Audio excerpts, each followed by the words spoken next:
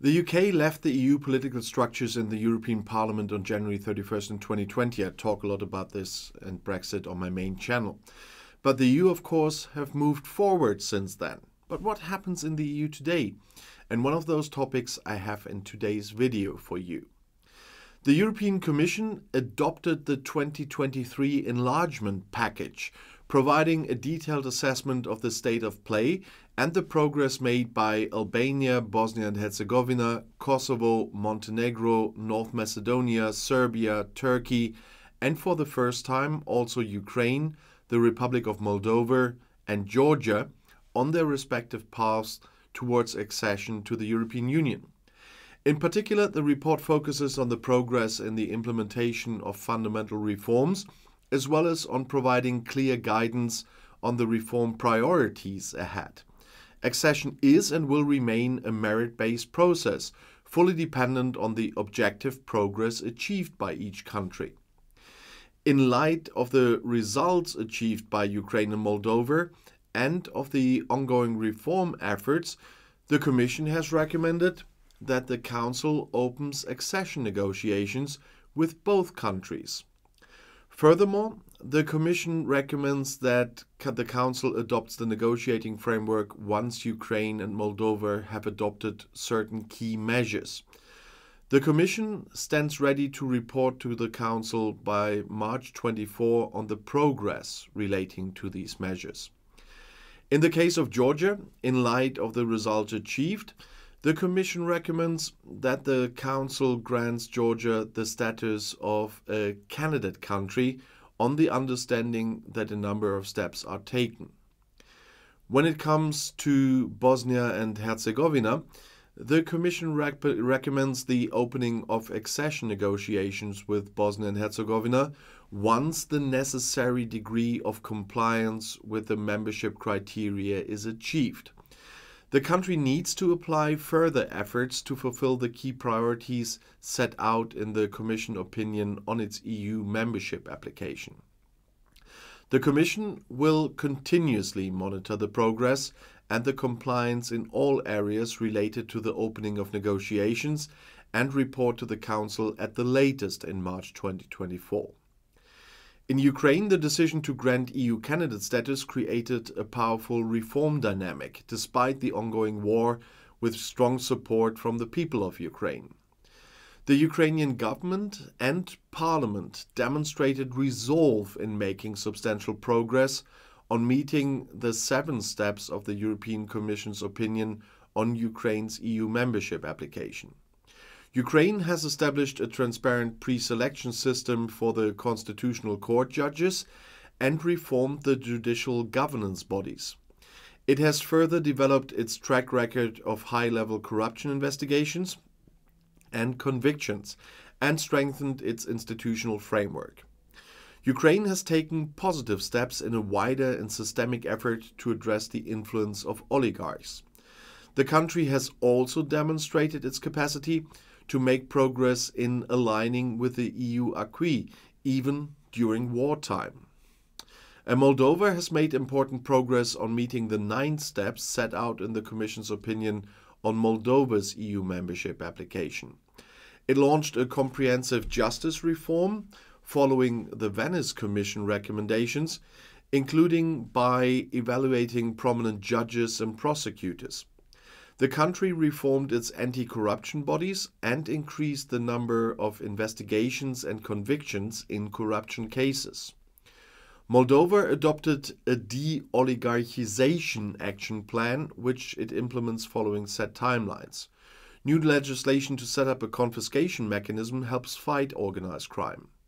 And the country adopted a public administration strategy and follows the reform at all levels. It worked to reform its public finance management and adopted legislation to reform public procurement. Moldova enhanced the participation of civil society in the decision-making process and has strengthened the protection of human rights. And Georgia has taken steps to strengthen engagement with the EU and increased pace of reforms in the recent months, and to address the 12 priorities identified in the Commission opinion on its membership application, Georgia has adopted legislative acts and policy actions on gender equality, on fighting violence against women and organized crime, as well as on taking into account European Court of Human Rights judgments. A judicial reform has been brought forward, although a holistic reform of the High Council of Justice is still needed. Georgia has shared laws as well as its action plan for de-oligarchization with the Venice Commission for an Opinion. A strategy on the protection of human rights was adopted and an action plan is being elaborated. A memorandum of cooperation with civil society representatives was also concluded. Building a strong cross-party political consensus would contribute to addressing polarization and accelerate its European path. Progress on EU accession reforms has largely stalled as Montenegro has suffered from deep polarization and political instability in the reporting period. The EU welcomes the constitution of the new parliament and the formation of the government, which they expect to swiftly demonstrate its capacity and commitment to Montenegro's EU path and deliver on EU accession-related reforms. Overall, progress is in the accession negotiations, and they will depend on reforms in the area of the rule of law. That means meeting the interim benchmarks set out in chapters 23 and 24. Montenegro continues to fully align with the common foreign security policy. And Serbia continued the implementation of EU accession-related reforms, including in the area of rule of law. Serbia started implementing the 2022 constitutional amendments to strengthen the independence of the judiciary and adopted new media legislation. The implementation of the latter can significantly improve the regulatory environment. However, further amendments will be needed to be fully in line with the EU acquis and European standards. Serbia needs to improve as a matter of priority its alignment with the EU's common foreign and security policy, including restrictive measures and statements on Russia. Further work and political commitment are also needed to implement reforms in the area of rule of law.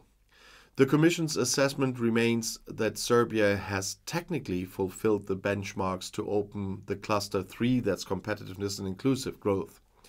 Serbia must fully cooperate and take all the necessary steps to ensure accountability for the violent attack on Kosovo police of September 24th and the attack on KFOR on May 29th. On the normalization of relations with Kosovo, whilst an agreement was reached in the EU-facilitated dialogue, both Serbia and Kosovo are yet to start the implementation of their respective obligations, which are binding for the parties and a key part of their European paths. And in North Macedonia, the authorities have consistently stated that EU accession remains their strategic goal. North Macedonia has continued to fully align with the EU common foreign and security policy. The country has also made some progress in the area of justice, but also freedom and security, including the fight against organized crime and the management of migration. As a negotiating country, North Macedonia needs to deliver on the implementation of EU-related reforms, including in the judiciary, the fight against corruption and organized crime, public administration reform, including management of public finances and public procurement. North Macedonia has committed to launch and achieve the relevant constitutional changes as a matter of priority, with a view to include citizens who are part of other people. The screening process of the EU acquis has progressed smoothly, and the authorities have shown a high level of commitment. The Commission presented to the Council the screening reports on the fundamentals cluster for North Macedonia in July and looks forward to a swift follow-up with a view to opening negotiations on this cluster by the end of the year. And Albania continued to demonstrate its determination to implement EU reforms and to make progress in reforms under the fundamentals cluster. Continued full alignment with EU's foreign policy was also a strong signal of the country's strategic choice of EU accession. Further efforts are needed on freedom of expression, minority issues and property rights, as well as in key areas of the rule of law, such as the fight against corruption and organized crime. The screening process of the EU acquis has progressed smoothly, and the authorities have shown a high level of commitment. The Commission presented to the Council the screening reports on the fundamentals cluster for Albania in July and looks forward to a swift follow-up. It aims to open accession negotiations on Cluster 1, that's the fundamentals, by the end of the year. In Bosnia and Herzegovina, last year's candidate status brought a much-needed positive dynamic. A new government has been set up swiftly after elections and has started to deliver on reforms, specifically through the amendments introducing integrity checks in the judiciary. Yet, further efforts are needed. This includes adopting important rule of law and judicial reforms and moving forward with constitutional and electoral reforms, which are of utmost priority to ensure equal rights for all citizens. It is also important to preserve the constitutional order of the country. The secessionist and authoritarian measures introduced in the Republika Srpska entity are not in line with the EU path. And further efforts are required for Bosnia and Herzegovina to fulfill the key priorities set out in the Commission's options on its member application. Therefore, the Commission recommends the opening of EU accession negotiations with Bosnia and Herzegovina once the necessary degree of compliance with the membership criteria is achieved. And Kosovo remained committed to its European path as well. It continued to voluntarily fully align with the EU's foreign policy, including on condemnation of Russia's war of aggression against Ukraine, and to adopt restrictive measures against it. The reporting period witnessed legislative achievements, including an important electoral reform. However, more work needs to be done, including on the action plan on justice reforms. On January 1st in 2024, visa liberalization for Kosovo will enter into force. The situation in the north of Kosovo has been affected by several crises, the latest one being the violent attack against Kosovo police on September 24th. On the normalization of relations with Serbia, whilst an agreement was reached in the EU-facilitated dialogue, as I said, both Serbia and Kosovo are yet to start the implementation of their respective obligations, which are, I cannot strengthen it often enough, binding for the parties and a key part of their European paths. And Turkey remains a key partner for the European Union and a candidate country, but accession negotiations remain at a standstill since 2018, in line with the decision of the European Council. The country has not reversed the negative trend of moving away from the European Union, and it pursued accession-related reforms to a limited degree. Cooperation with Turkey in areas of joint interest continued in essential areas such as counterterrorism, economy, energy, food security, migration and transport. But Turkey needs to take decisive steps to significantly improve alignment with the EU's foreign policy and step up cooperation on preventing and detecting circumvention of restrictive measures. Following the tasking by the European Council, the High Representative and the Commission, they will submit in November a report to the Council on the state of play of EU-Turkey relations, building on the instruments and options identified by the European Council and with a view to proceeding in a strategic and forward-looking manner.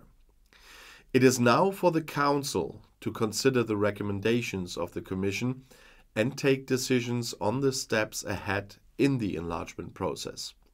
And if you want to know more, the next video is right here in the end screen. I'll see you there. I'll be back.